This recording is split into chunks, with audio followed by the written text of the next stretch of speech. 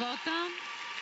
Страшно много клипчета можете да откриете в интернет за тяхното приятелство. Но големи съпернички на терена. И двете са страшно различни една от друга.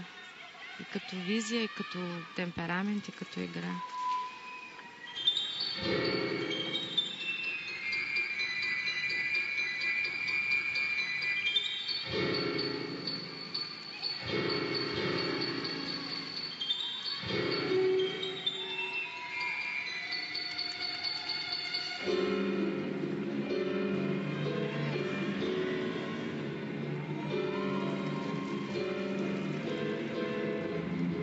Дивната не стана и равновесието не се. И двете неща не се задържаха достатъчно добре.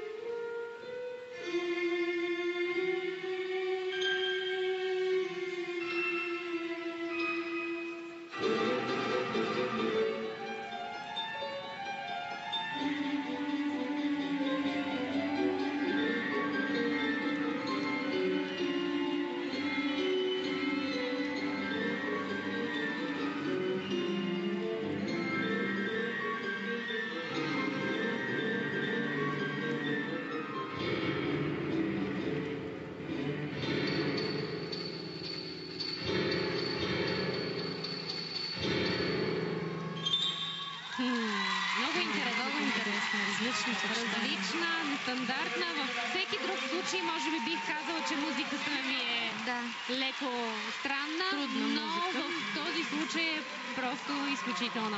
Имам чувство, че може да изиграе всичко на всякаква музика. Да. Докато за Кудрявцева не мога да кажа това. Не.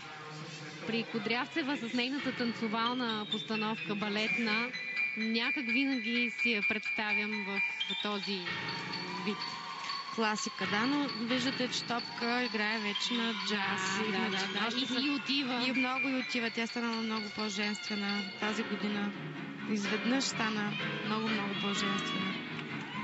Тези две равновесия не бяха добре фиксирани, но не знам дали ще се отчетат съдиите за трудност. Не знам какво би казала. Гледат през цялото време работата и с лентата. Да, много добра работа.